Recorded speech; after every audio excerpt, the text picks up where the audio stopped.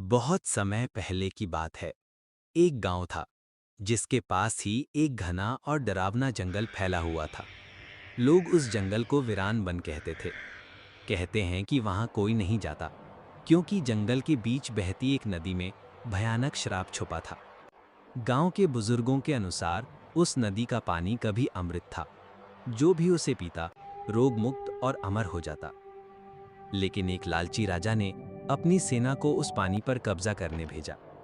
वो नदी की देवी से झगड़ पड़ा। क्रोधित देवी ने उसे श्राप दिया, आज से इस नदी का हर बूंद जहर होगी। जो भी इसे पिएगा वो इंसान से पेड़ बन जाएगा, ताकि तुम्हारे जैसे लालची लोग जीवन भर जड़ बनकर खड़े रहें। तब से गांव वाले उस नदी से दूर रहते थे। एक दिन गांव का लड़का आरव अपने दोस्तों के साथ जंगल की तरफ चला गया। उसे हमेशा से ही रहस्यमय जगहों की खोज करने का शौक था। जंगल के अंदर अजीब सी ठंडी हवा चल रही थी। चारों ओर ऊंचे ऊंचे पेड़ खड़े थे, जिनकी जड़ें इंसानों की उंगलियों जैसी लग रही थी।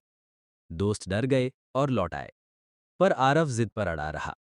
चलते चलते उसे नदी दिखी। चांदनी उस पर पड़कर उसे चांदी सी चमकाती थी। नदी का पानी इतना साफ था कि नीचे तक दिखाई देता। आरव प्यासा था। जैसे ही उसने हाथों में पानी भरा और होठों तक लाया, तभी हवा में अजीब सी फुसफुसाहट गूंज उठी। मत पियो, वरना तुम भी यहीं के हो जाओगे। वो चौंक गया, पर प्यास इतनी लगी थी कि उसने चेतावनी को अनसुना कर दिया।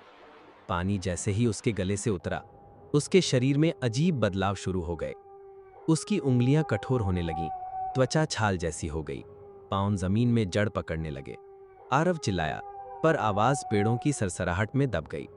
कुछ ही पलों में वो एक पेड़ में बदल चुका था। आज भी गांव वाले कहते हैं, वो पेड़ अब भी नदी के किनारे खड़ा है। उसकी टेढ़ी मेढ़ी शाखाएं इंसान की भुजाओं जैसी लगती हैं।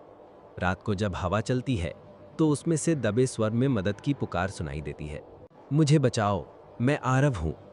और हर साल कोई ना कोई जिज्ञासु युवक उस नदी की ओर खिंचता है और वहीं उसी श्रापित जंगल का हिस्सा बन जाता है।